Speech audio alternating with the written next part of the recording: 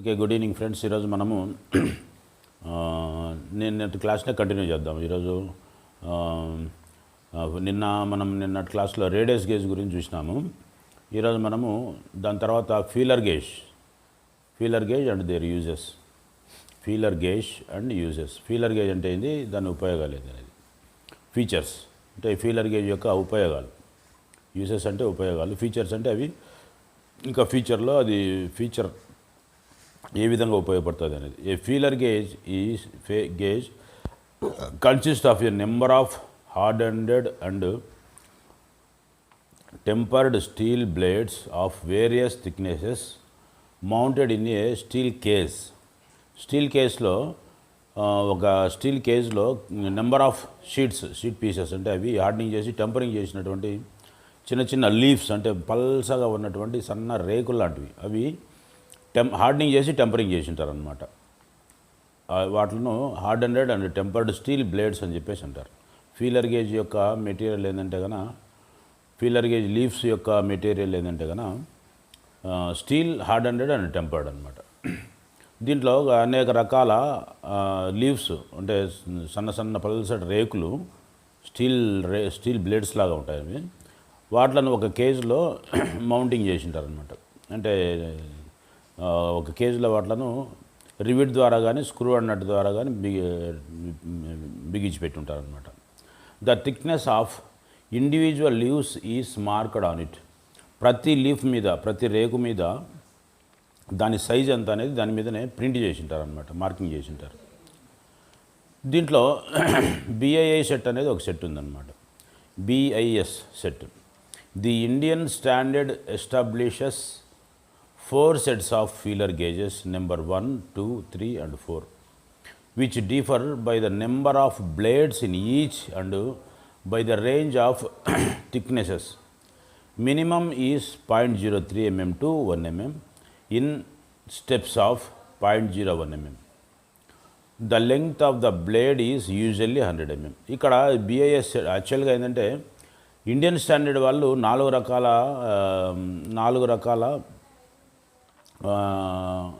రకాల సెట్స్ను తయారు చేసినారనమాట. ఆ 4 రకాల సెట్స్ను నెంబర్స్ను 1, 2, 3, 4 అని 4 రకాల సెట్స్ లాగా తయారు చేసినారు. ఒక్కొక్క దాంట్లో ఒక్కొక్క సెట్ నెంబర్ ఆఫ్ బ్లేడ్స్ అనేటివి ఉంటాయన్నమాట. దాంట్లో మినిమం రేంజ్ వచ్చేసి 0.03.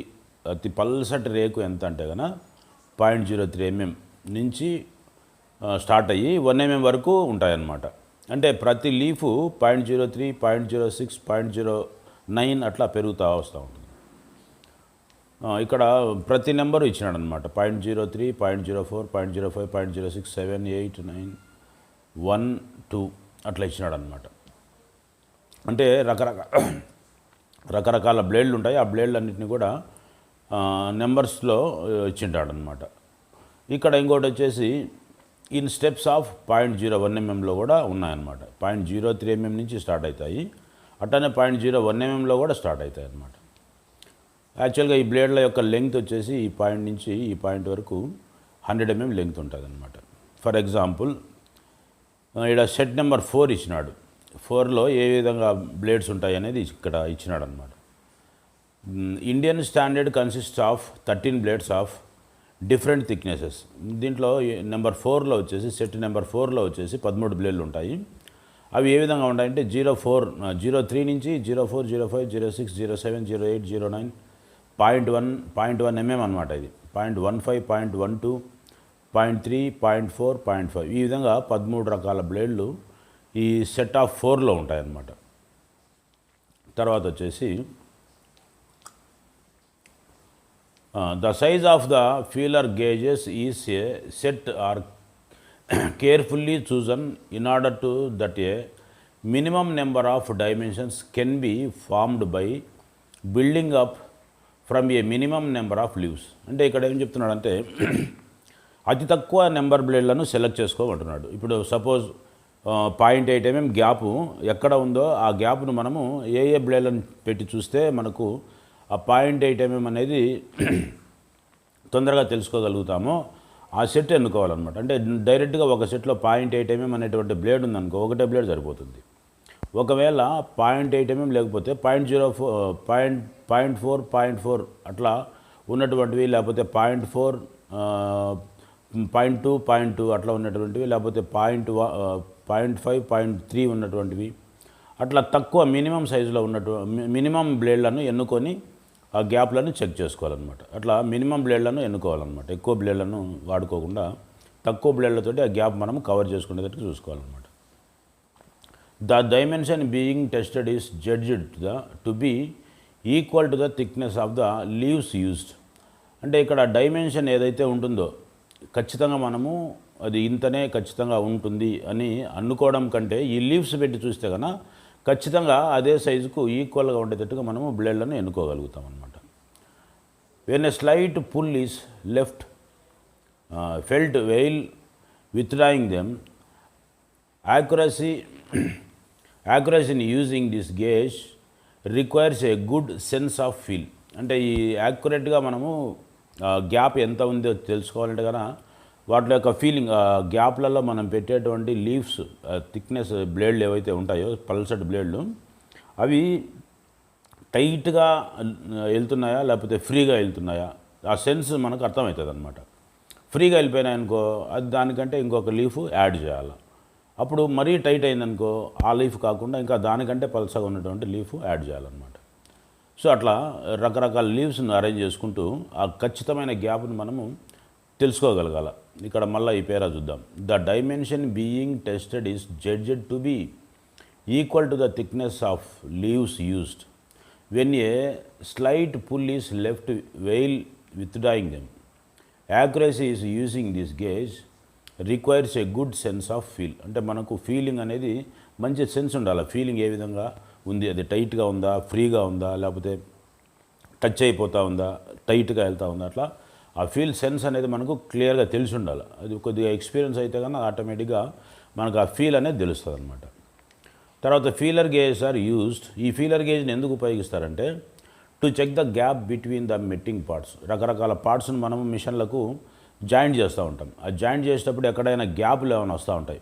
రెండు పార్ట్లు బిగించే చోట ఎక్కడైనా గ్యాప్ వచ్చిందంటే ఆ గ్యాప్ ఎంత గ్యాప్ ఉందో తెలుసుకోవడానికి ఈ ఫీలర్ గేజ్ను ఉపయోగించి ఆ లీవ్స్ను ఉపయోగించి ఆ గ్యాప్ ఎంతైతే ఉందో ఆ గ్యాప్లలో ఈ ఫీలర్ గేజ్లను ఇన్సర్ట్ చేయడం వల్ల ఆ గ్యాప్ ఎంత అనేది మనకు క్లియర్గా తెలుస్తుంది అన్నమాట. సో ఇక్కడ జస్ట్ ఒకటే పాయింట్ పెట్టచ్చు. To check the gap between the mating parts. ఏవైతే పార్ట్స్ కలుస్తూ ఉంటాయో ఆ కలిసేటువంటి పార్ట్స్లలో ఎక్కడ గ్యాప్ ఉందో ఆ గ్యాప్ల సైజ్ ఎంత ఉందో తెలుసుకోవడానికి ఫీలర్ గేజ్లను ఉపయోగిస్తారు. To check the set the spark plug gap.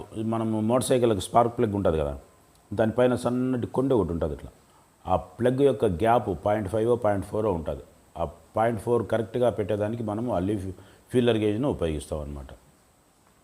To set the clearance between the ఫిక్చర్స్లలో క్లియరెన్స్ ఎంత ఉందో సెట్ చేసుకోవాలనో ఆ క్లియరెన్స్ని సెట్ చేసుకోవడానికి కూడా ఈ ఫీలర్ గేజ్లు ఉపయోగిస్తారు. సెట్టింగ్ బ్లాక్స్ అంటారు అనమాట. అంటే అంటే ఈ ఫిక్చర్స్ ఏవైతే మనం తయారు చేస్తూ ఉంటామో లేకపోతే ఫిక్చర్స్ను తయారు చేయడానికి ఏవైతే రకరకాల పార్ట్స్ను ఉపయోగిస్తుంటామో వాటి యొక్క గ్యాప్లు ఎంత ఉండాలా అనేది కూడా మనము సెట్టింగ్ బ్లాక్లలో చెక్ చేసుకుంటాం అనమాట. And the cutter tool for machining the job.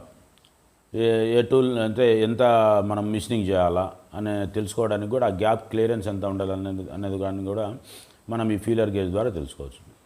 అట్లనే to check and measure the bearing clearance and for many other purposes where a specified clearance must be maintained. ఎక్కడైతే బేరింగ్లు కూర్చుంటుంటాయో ఆ బేరింగ్ సర్ఫేస్కు ఎంత క్లియరెన్స్ ఉండాలనేది కూడా తెలుసుకోవడానికి ఈ ఫీలర్ గేజ్లను ఉపయోగిస్తారనమాట. యాక్చువల్గా మనకు బేరింగ్ కూర్చోబెట్టాలంటే 0.02 ప్లస్ పెట్టాలన్నమాట. ఇక్కడ చూపిస్తున్నాడు, పైన ఒక పార్ట్ ఉంది, కింద ఒక పార్ట్ ఉంది, మధ్యలో ఏమైనా గ్యాప్ ఉందో లేదో చెక్ చేసుకోవడానికి ఈ విధంగా మెట్టింగ్ పార్ట్స్ పైన ఒకటి కింద ఒకటి, పైన మేల్ పీస్ ఉంది, కింద ఫీమేల్ పీస్ ఉంది, మధ్యలో ఈ ఫీలర్ గేజ్ పెట్టి ఆ గ్యాప్ ఎంత ఉందో చూసుకోవడానికి ఈ విధంగా ఫీలర్ గేజ్ని ఉపయోగిస్తూ ఉన్నాడు అనమాట. ఇది ఫీలర్ గేజ్ యొక్క క్లాసు. తర్వాత వచ్చేసి telescopic gauge. Telescopic gauges are popular for fine work as they are very rigid and have a better feel ఈ టెలిస్కోప్ గేజ్లు అనేటివి చాలా యాక్యురేట్ వర్క్లను చెక్ చేసుకోవడానికి, ఫైన్గా అంటే స్మూత్ ఫినిషింగ్ ఎక్కువ ఉండి పక్కా సైజులు రావడానికి, అట్లనే మంచి మంచి పెద్ద పెద్ద జాబ్స్ యాక్యురసీ పక్కా ఉన్నటువంటి జాబ్స్ను తయారు చేయడానికి ఈ టెలిస్కోప్ గేజ్లను ఉపయోగిస్తారనమాట. Uses: used for measuring the sizes of holes, slots and recesses అంటే స్టెప్స్. రెస్ అంటే స్టెప్స్. ఇక్కడ సైజులు, measuring the sizes of holes యొక్క సైజులను తెలుసుకోవడానికి, అట్లానే స్లాట్స్ అంటే రెక్టాంగులర్ సైడ్ కీవే స్లాట్స్ కానీ, లేకపోతే గేర్ల యొక్క పళ్ళ టీత్ల యొక్క డెప్త్లు తెలుసుకోవడానికి కానీ, తర్వాత స్టెప్స్ యొక్క సైజులు తెలుసుకోవడానికి కానీ ఈ టెలిస్కోప్ గేజ్ను ఉపయోగిస్తారనమాట. దీని కన్స్ట్రక్షన్ ఏ విధంగా ఉంటుందంటే ఫిగర్ 1 చూపిస్తున్నాడు ఇక్కడ. ఇది టెలిస్కోపిక్ గేజ్ ఈ విధంగా ఉంటుందన్నమాట. ఇది వచ్చేసి మనకు telescopic gauges are T shaped, ఇక్కడ టీ ఆకారంలో ఉంటాయన్నమాట. They consist of a pair of telescopic legs or plungers connected to a హోల్ను కనెక్ట్ చేస్తూ దాంట్లకు టెలిస్కోపిక్ గేజెస్ కానీ, లేకపోతే ప్లంజర్ అంటే ఇట్లా నీడిలాగా ఒకటి ఆడుతూ ఉంటుంది అనమాట పైకి కిందికి. అది ఆడినప్పుడు ఏదైనా సర్ఫేస్ మీద ఆడినప్పుడు ప్లంజర్ అట్లా పైకి కిందికి ఆడుతూ ఉంటుంది అనమాట. మన డైల్ టెస్ట్ ఇండికేటర్ ఉన్నట్టు దీనిలకు ప్లంజర్ ఉంటుంది అనమాట. ది ప్లంజర్స్ ఆర్ స్పేరింగ్ లోడెడ్ అంటే సపరేట్గా ఉండి వాటిని లోడ్ చేసుకుంటూ ఉండొచ్చు అనమాట. టు ఫోర్స్ దెమ్ అపార్ట్, ఆ హోల్లోకి ఫోర్స్గా లోపలికి తోసేసి పెట్టేసింది అంటే హోల్లోకి వెళ్ళిన తర్వాత, after inserting the gauge in a hole or slot, హోల్లోకి కానీ స్లాట్లోకి కూడా ఎంటర్ అయిన తర్వాత it can be locked in position by turning the knurled handle. ఇక్కడ ఈ నర్లెడ్ హ్యాండిల్ ఉంది కదా, ఈ నర్లెడ్ హ్యాండిల్ను మనం టైట్ చేయడం వల్ల ఆ హోల్ సైజు ఎంతైతే ఉందో ఆ హోల్ సైజును క్లియర్గా తెలుసుకోవడానికి ఆడ టైట్ చేస్తాం. తర్వాత స్లాట్ యొక్క సైజు, హోల్లో ఉన్నటువంటి స్లాట్ యొక్క సైజు ఎంత ఉందో తెలుసుకోవడానికి దీనిలను జస్ట్ ఆ నుంచి అక్కడికి మూవ్ చేస్తాం అనమాట. అట్లా మూవ్ చేయడం వల్ల దీని సైజు పెరిగి అది ఎంత సైజు వస్తుందో అంతవరకు మనము తెలుసుకోగలుగుతాం అనమాట, ఎంత హోల్ అనేది. It may then be withdrawn from the hole and measure with a micrometer. అప్పుడు మైక్రోమీటర్ పెట్టి టోటల్గా ఇక్కడి నుంచి అక్కడ దాకా, ఇక్కడి నుంచి ఇక్కడ దాకా, ఈ పాయింట్ నుంచి ఈ పాయింట్ దాకా ఎంత వచ్చిందో ఆ హోల్ సైజ్ ఎంత ఉందో మనం మైక్రోమీటర్ తోటి చెక్ చేసుకుంటాం అనమాట. ఇది టెలిస్కోపిక్ గేజ్. తర్వాత వచ్చేసి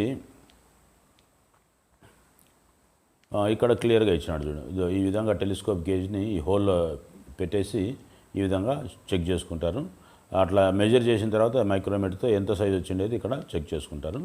ఇక్కడ మనకు పార్ట్స్ ఇచ్చినాడు చూడండి. ఇది టెలిస్కోపిక్ గేజ్ లెగ్. ఇదంతా కూడా టెలిస్కోపిక్ గేజ్ యొక్క లెగ్. ఈ లెగ్లో మెజరింగ్ ఫేస్ ఇదొకటి, ఈ పక్క మెజరింగ్ ఫేసే, ఈ పక్క మెజరింగ్ ఫేసే. ఇక్కడ ఫిక్స్డ్ లెగ్, ఇది వచ్చేసి లెగ్ ఫిక్స్డ్గా ఉంటుంది. ఇది వచ్చేసి స్ప్రింగ్ లోడెడ్ అనమాట. దీంట్లో స్ప్రింగ్ ఉండి స్ప్రింగ్ లోడెడ్ అయి ఉంటుంది అనమాట. తర్వాత ప్లంజర్ లాక్, ఇక్కడ ప్లంజర్ను లాక్ చేసుకోవడానికి ఒక భాగం ఉంది, ప్లంజర్ లాక్ చేసుకోవడానికి. తర్వాత ఇది వచ్చేసి మనకు హ్యాండిల్. ఈ హ్యాండిల్ తోటి మనం లాక్ చేసుకొని తర్వాత స్ప్రింగ్ ఎంతవరకు అయితే వెళ్తుందో అంతవరకు దాన్ని లాక్ చేసుకున్న తర్వాత ఈ డిస్టెన్స్ అంటే ఇది ఆల్రెడీ లోపల స్ప్రింగ్ ఉంది కాబట్టి ఆ హోల్ సైజుకు ఎంత హోల్ పెద్దదైతే అంత ఎన్లార్జ్ అయితే వస్తుందన్నమాట. ఇది ఎన్లార్జ్ అయిన తర్వాత ఈ హ్యాండిల్ తోటి ప్లంజర్ను లాక్ చేసుకొని స్ప్రింగ్ లోడెడ్తో టెన్షన్గా బయటకు ఉంటుంది కాబట్టి, అంటే ఎక్స్పాండ్ అవుతూ ఉంటుంది కాబట్టి వాటికి లాక్ అయిపోతుంది. లాక్ అయిపోయిన తర్వాత ఇక్కడ మనము మైక్రోమీటర్ పెట్టేసి దాని కొలతను ఈ విధంగా చెక్ చేసుకుంటాం అన్నమాట. తర్వాత telescopic gauges are available in a set of 6 numbers to measure holes from 8 mm to 150 mm as per Mitutoyo series 155. ఇది మెటోటాయ్ కంపెనీ వాళ్ళు తయారు చేసినటువంటి సిరీస్ అనమాట. ఈ సిరీస్లో 8 mm హోల్ సైజు నుంచి 150 mm సైజు వరకు ఈ టెలిస్కోపిక్ గేజ్ను ఉపయోగించి ఈ హోల్ సైజును తెలుసుకోవచ్చు. వాటి యొక్క సైజులు ఏ విధంగా ఉంటాయంటే 8 mm కాడి నుంచి 8 mm to 12.7 mm, అట్లనే 12.7 mm నుంచి 19 mm వరకు ఒక సైజు, 19 mm నుంచి 32 mm వరకు ఒక సైజు, 32 mm నుంచి 54 mm వరకు ఒక సైజు, 54 mm నుంచి 90 mm వరకు ఒక సైజు, 90 mm నుంచి 150 mm వరకు ఒక సైజు. ఇట్లా అన్ని రకాల అంటే 8 mm హోల్ నుంచి మనము 150 mm హోల్ వరకు కొలుసుకోవడానికి ఈ ఈ ప్లంజర్ ఇవి మెజరింగ్ ఫేజెస్ను అంటే ఈ ఏదైతే మెజరింగ్ ఫేజ్ ఈ పక్క ఉందో దీన్ని మనము మార్చుకుంటూ ఈ ఈ వీటిలను మనం సెట్ చేసుకోవచ్చు అనమాట. ఇది టోటల్గా టెలిస్కోప్ గేజ్. తర్వాత వచ్చేసి మనకు స్మాల్ హోల్ గేజ్, చిన్న హోల్లను కొలుచుకునేటువంటి గేజ్ అనమాట, సన్న సన్న హోల్లను. Telescopic gauges are not suitable for measuring holes below 9 mm. అంటే 9 mm కంటే తక్కువ ఉన్నటువంటి సైజులను ఈ టెలిస్కోపిక్ గేజ్ తోటి మనం చెక్ చేయలేం. అంతకంటే చిన్న హోల్లను చెక్ చేసుకోవాలంటే ఏం వాడతారంటే ఈ స్మాల్ హోల్ గేజ్ను ఉపయోగిస్తారనమాట. A small hole gauge consist of a tube having holes on the opposite sides at one end where hard ended balls are fixed. ఇది ఏంటంటే ఒక ట్యూబ్ లాగా ఉండి దానికి 3 వైపులా హార్డ్ ఎండెడ్ బాల్స్ను సెట్ చేసి ఉంటారనమాట. The other end of the tube has an external threads. ఇంకొక ఎండ్లో అంటే ఒక ఎండ్లో బాల్స్ను సెట్ చేసి ఉంటారు, హార్డనింగ్ చేసినటువంటి బాల్స్, అంటే మన బేరింగ్ బాల్స్ ఉంటాయి కదా, అట్లాంటి బాల్స్ను సింగిల్ బాల్స్ను మాత్రమే ఒక ఎండ్లో సెట్ చేసి ఉంటారు. ఇంకొక ఎండ్లో వచ్చేసి other end of the tube has an external thread, అంటే బయట వైపుకు ఉన్నటువంటి థ్రెడ్స్ అంటే బోల్ట్ లాగా ఉన్నటువంటి థ్రెడ్స్ను అరేంజ్ చేసి ఉంటారనమాట ఇంకొక అంచులో. A screwed thimble is fixed with the threaded tube. Threaded ట్యూబ్కు ఒక తంబుల్ లాంటిది, అంటే మైక్రోమీటర్కి తంబు ఉంటుంది కదా, అలాంటి తంబు ఒకటి ఈ స్క్రూకు అటాచ్ చేసి ఉంటారనమాట. Is inserted in the tube and tightened with the screwed thimble. ఏదైతే స్క్రూ థింబుల్ ఉంటుందో ఈ స్క్రూ థింబల్ అనేది దాంతో టైట్ చేస్తారనమాట ఆ హోల్లోకి పోనిచ్చి. అప్పుడు అది ఎంతవరకు టైట్ అవుతుందో అంతవరకు టైట్ అయింది, అది హోల్ సైజ్ అని చెప్పేసి తెలుసుకుంటాం. At the end of the thimble a knurled handle is fitted. ఆ అంచులో నర్ల్డ్ హ్యాండిల్ అనేది ఈ విధంగా ఫిక్స్ చేసి ఉంటారనమాట. ఇక్కడ మనం పార్ట్స్ అని చూసుకోవచ్చు. ఇది స్మాల్ హోల్ గేజ్. ఇక్కడ బాల్స్, ఈ పక్క ఒక బాల్ ఉంది, ఆ పక్క ఒక బాల్ ఉంది. ఇది ట్యూబ్ అనమాట, మొత్తం గొట్టంలాగా ఇది ఒక ట్యూబ్ లాగా ఉంటుంది. తర్వాత ప్లంజర్, దీంట్లో ఈ సన్న రాడ్ ఉంది కదా, అది ప్లంజర్ లాగా ఉపయోగపడుతూ ఉంటుంది. తర్వాత తంబుల్, ఇది తంబుల్ భాగం, అంటే ఈ భాగము తంబుల్, ఇది హ్యాండిల్ పైది, అంటే ఇది రాచెట్ స్టాప్ లాగా ఉపయోగపడుతూ ఉంటుంది అనమాట. సో ఈ విధంగా ఉంటుంది. ఏ small hole gauge is an instrument used for indirect measurement. ఇది డైరెక్ట్ మెజర్మెంట్స్ తీసుకోలేమన్నమాట, ఇండైరెక్ట్గానే మెజర్మెంట్స్ తీసుకోవాలన్నమాట. ఇండైరెక్ట్ అంటే ఇప్పుడు టెలిస్కోపిక్ గేజ్ని ఏ విధంగా అయితే మైక్రోమీటర్తో చెక్ చేసుకున్నామో కొలత, అట్లనే దీన్ని కూడా మైక్రోమీటర్తోనే చెక్ చేసుకుంటాం అనమాట, direct measure. While a micrometer is usually used for measuring the size directly. ఈ మైక్రోమీటర్ తోటి సైజును డైరెక్ట్గా చెక్ చేసుకోవచ్చు. Small hole gauges are available in a set of 4 numbers to measure holes from 3 mm to 13 mm. ఇవి 4 నెంబర్లలో దొరుకుతాయి అనమాట, అంటే 4 సైజులలో 4 రకాలుగా దొరుకుతాయి అనమాట. అవి 3 mm నుంచి 13 mm వరకు మనం చెక్ చేసుకోవడానికి, కొలతలు కొలుచుకోవడానికి తయారు చేసి ఉంటారు. ఎవరు? మెట్రోటై కంపెనీ వాళ్ళు. అంటే ఈ వచ్చేసి మనకు మెట్రోటై కంపెనీ వాళ్ళు తయారు చేసినవి మొత్తం ప్రపంచం అంతా వాడుతూ ఉంటారు అనమాట. ఇది తర్వాత దీంట్లో నెంబర్స్ వచ్చేసి ఫస్ట్ నెంబర్ వచ్చేసి 3 mm నుంచి 5 mm వరకు చెక్ చేసుకోవచ్చు, అంటే జస్ట్ 2 mm. ఇంకోటి వచ్చేసి 5 నుంచి 7.5 వరకు, ఇంకోటి వచ్చేసి 7.5 నుంచి 10 mm వరకు, ఇంకోటి వచ్చేసి 10 mm నుంచి 13 mm వరకు చెక్ చేసుకోవచ్చు అనమాట. తర్వాత దీంట్లో జాగ్రత్తలు ఇచ్చినాడు. Care and maintenance of ఫీలర్, radius and whole gauges. అంటే ఈ గేజెస్ అంతా వాడేటప్పుడు మనం తీసుకోవాల్సినటువంటి జాగ్రత్తలు. ఇమీడియట్లీ ఆఫ్టర్ యూస్, అంటే మనం వాడిన తర్వాత వీటిలను ఏం చేయాలంటే close fanned out feeler gauges blades, అంటే క్లోజ్ చేసేయాలన్నమాట. ఏవైతే మనం బయటికి తీసింటావు లిప్స్ను ఏమంటే లోపలికి మూసేసేయాలన్నమాట. This should be done by grouping smaller blades against the consequently larger sizes for support. అంటే ఇవి సన్నవి, లావువి అన్నీ సపరేట్గా ఉండకుండా వరుసగా ఉంటాయన్నమాట, సన్న సైజు నుంచి లావు సైజు వరకు. వీటిలన్నింటినీ కూడా ఏమంటే జాగ్రత్తగా మూసేయాలన్నమాట. This will prevent the thinner blades bending when they are closed into కేజ్లోకి వీటిలను తోసేసేటప్పుడు, అంటే మూసేసేటప్పుడు ఈ పెద్ద బ్లేడ్లలో సన్న బ్లేడ్లు, అంటే సన్నటి లీఫ్ లాగా ఉంటాయి అనమాట, పల్సటి ఆకుల్లాగా. సో అవి బెండ్ అయిపోయేదానికి ఆస్కారం ఉంటుంది, లేకపోతే చిరిగిపోయేదానికి ఆస్కారం ఉంటుంది. కాబట్టి అవి జాగ్రత్తగా క్లోజ్ చేసుకోవాలన్నమాట. Feeler gauges should be cleaned with an oil cloth before storage to prevent rust. తుప్పు పట్టకుండా బాగా మంచి ఆయిల్ గుడ్డతోటి క్లీన్ చేసుకోవాలన్నమాట. తర్వాత అన్కీ డాన్కీ recommends that you keep the blades closed at all times. అంటే ఎప్పుడైనా కానీ వర్క్ చేసేటప్పుడు కానీ, వర్క్ అయిపోయిన తర్వాత కానీ, ఎనీ టైం మీరు ఊరికే మూస్తా ఉన్నప్పుడు కానీ వాటిలో ఎప్పుడు కూడా క్లోజ్ చేసే పెట్టాలి ఉపయోగించినప్పుడు. Other than when in actual size, ఏదైతే యాక్చువల్ సైజ్ మనము తీసుకోలేనప్పుడు ఇవి జాగ్రత్తగా మెయింటైన్ చేసుకోవాలి. అంటే జాగ్రత్తగా క్లోజ్ తీసుకోవడం ఉండాలన్నమాట. టు ప్రివెంట్ డ్యామేజ్, అంటే డ్యామేజ్ కాకుండా చూసుకోవాలంట. Open, measure, close. This blades should only be out for as long as it takes to measure or set the gap. ఈ గ్యాప్స్ ఎంతవరకు అయితే మనం సెట్ చేసుకుంటూ వస్తూ ఉంటామో బ్లేడ్లను ఉపయోగించి, అంతవరకు కూడా వీటిలను డ్యామేజ్ కాకుండా జాగ్రత్తగా కాపాడుకోవాలన్నమాట. Tighten the adjusting screw if there is one. ఒకవేళ ఒక్కటే కనుక మనం బయటికి కనుక తీసింటే సన్న లీఫ్లు బయట ఈ కేజ్ యొక్క స్క్రూ ఏదైతే ఉంటుందో ఆ స్క్రూను బాగా టైట్ చేసుకోవాలి, లేకపోతే ఆ లీఫ్ అనేది పక్కకి వెళ్ళిపోయేదానికి ఆస్కారం ఉంటుంది. ఫర్ అడిషనల్ సెక్యూరిటీ, ఎక్కువ జాగ్రత్తగా ఉండడానికి దాన్ని క్లోజ్ చేసి పెట్టుకోవాలన్నమాట. తర్వాత radius gauges can be covered in an oil based spray as a prevent measure against rust during storage. ఒకవేళ మనం రస్ట్ పట్టినటువంటి వాటిల్లో ఈ రేడియస్ గేజ్ని కనుక ఉపయోగించుంటే ఆ రేడియస్ గేజ్కు పట్టుండేటువంటి త్రుప్పునంతా వదిలించడానికి ఆయిల్ను స్ప్రే చేసినట్టుగా ఉపయోగించుకుంటే కానీ దానికి ఉన్నటువంటి రస్ట్ అంతా పోయి, if A radius gauge becomes rust, ఒకవేళ రేడియస్ గేజ్ కానీ రస్ట్ పడితే the folding mechanism May seize up. ఒకవేళ ఈ బ్లేడ్లు సన్న బ్లేడ్లన్నీ ఒక కేజ్లో ఉంటాయి కాబట్టి ఇట్లా రస్ట్ పడితే కన్నా ఇవి దాంట్లో ఇరుక్కోపోతాయి, బయటికి పెరుగుతూ ఉంటాయి. Further problems include the compressed accuracy of the gauges measurements. So అక్కడ అవి కంప్రెస్ అయ్యి అంటే ఒత్తబడి దాంట్లో యొక్క యాక్యురసీ పోయేదానికి ఆస్కారం ఉంది. The ones precisely machined radius may develop irregulars because of corrosion. ఒకవేళ కరోజన్ ఎక్కువ పట్టింటే, తుప్పు ఎక్కువ పట్టింటే కానీ అవి వాటితో మనం చెక్ చేయడం వల్ల కరెక్ట్ సైజును మనము చెక్ చేసుకోలేమన్నమాట. అంటే కరోజన్ బట్టి, తుప్పు బట్టి దాంట్లో ఆ రేడియస్ ఉండాల్సిన రేడియస్ కంటే కొద్దిగా అరిగిపోయి ఉంటుంది అన్నమాట.